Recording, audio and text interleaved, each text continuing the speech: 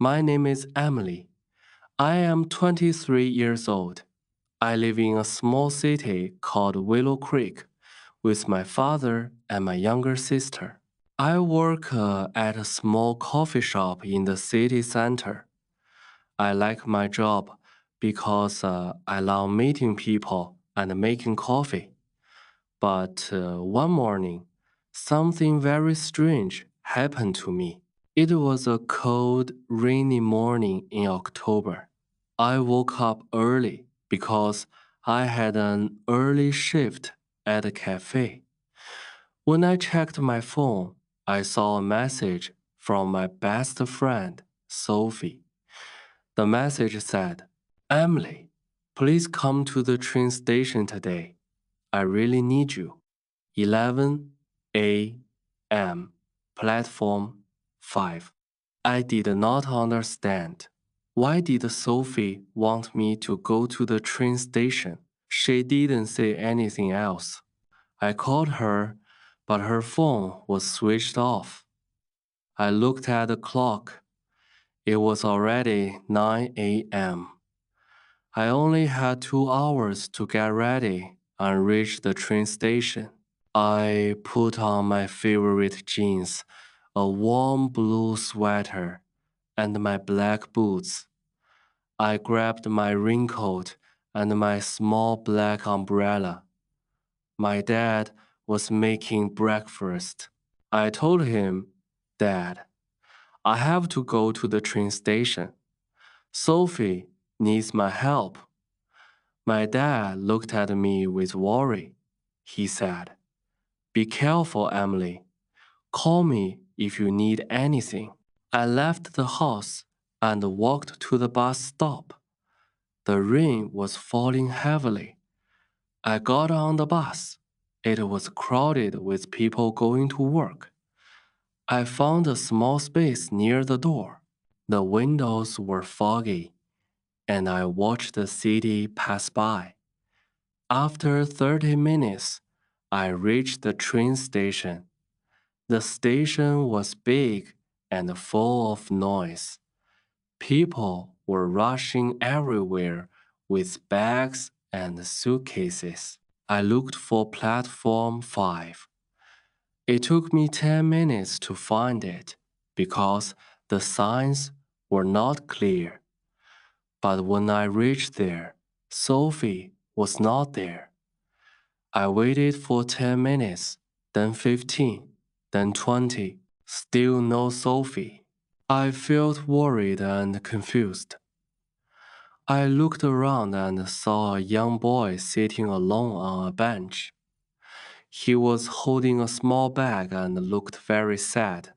I walked slowly to him and asked, Hey, are you okay? He looked up. His eyes were red, like he had been crying. He said, I lost my ticket. I don't know how to go home now. I sat down beside him. I said, My name is Emily. Maybe I can help you. What's your name? He said, His name was Oliver. He told me he was visiting his grandmother, but he dropped his train ticket somewhere. He was scared to call his mom. I gave him a small chocolate from my bag and told him, Don't worry, we will find a way. Just then, my phone rang. It was Sophie. I quickly answered, Sophie, where are you? Sophie sounded scared. She said, Emily, where are you? I said, I'm at platform 5 waiting for you. Sophie said, Oh no, I'm at platform 3. Please come quickly. I'm really scared. I looked at Oliver and said, Wait here for a moment. I'll be right back. I ran through the station to platform 3. My shoes were wet, and my hair was damp from the rain. When I reached platform 3, I saw Sophie sitting on the floor near a ticket machine. She looked so scared. Sophie, I called. She looked up and ran to me. She hugged me tightly. Emily, I didn't know who to call. I was so scared, she said. What happened, Sophie? I asked. She whispered, I think someone is following me. My eyes opened wide. Who? Why would someone follow you? Sophie said, I don't know. I saw a man on my bus. He kept looking at me. When I got down, he got down too. Now he's here somewhere. I looked around. People were walking everywhere. Then Sophie pointed slowly at someone near the small cafe. That's him, she whispered. I looked and saw a man in a dark green jacket and a black beanie hat. He was standing near the cafe, pretending to look at his phone. I felt my heart beat faster. Stay here, I said. I'll go talk to him. But when I stepped forward, the man looked at us and quickly walked away. We stood there watching him disappear into the crowd. Sophie said, Do you believe me now? I nodded. Yes, let's tell the station security. We went to the help desk and told the kind lady everything. She called the security guard. The guard listened carefully and said, Don't worry, we will check the cameras. Sophie looked a little calmer. She squeezed my hand and said, Thank you, Emily. I don't know what I would do without you. I said, Next time, send me the right platform. We laughed a little, but deep inside, I was still worried. Then I remembered Oliver, the little boy. I told Sophie, Wait here. I need to help someone else too. We went back to platform 5 and found Oliver still sitting there, holding his small bag. Sophie sat with him while I went to the ticket counter. I explained Oliver's problem. The lady at the counter was kind.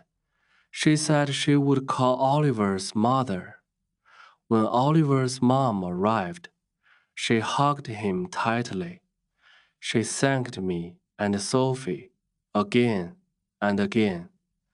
I felt warm inside. It felt good to help. When we left the station, it was still raining. Sophie and I shared my umbrella. We walked to a small cafe to rest and drink tea. We talked about what had happened. Sophie told me she thought her old boyfriend might be behind this. He was angry when she left him. I told her, Don't worry, you are safe now. If he tries anything again, we will tell the police. Sophie smiled weakly. You're my best friend. Emily, she said. Always, I replied. After tea, we took a taxi home. I looked out the window and saw the city lights shining through the rain. Sophie rested her head on my shoulder. I felt tired but strong. So many things had happened that day. The strange man helping Oliver, being brave for Sophie. When I got home, my dad and my sister were waiting. They hugged me tight. I told them everything. My dad said, You are my brave girl. My sister said, I want to be like you one day. That night, I couldn't sleep well. My mind was full of questions. But I knew one thing. I was not alone. I had my family. I had my best friend, and I had a kind heart that helped people. 1 week later, I was making coffee at the shop when someone called my name. I turned and saw Oliver and his mother. They came to thank me again. They brought me a small box of homemade cookies. I felt so happy. That day, I understood something important. Sometimes scary things happen, but if we help each other, if we stay brave and kind,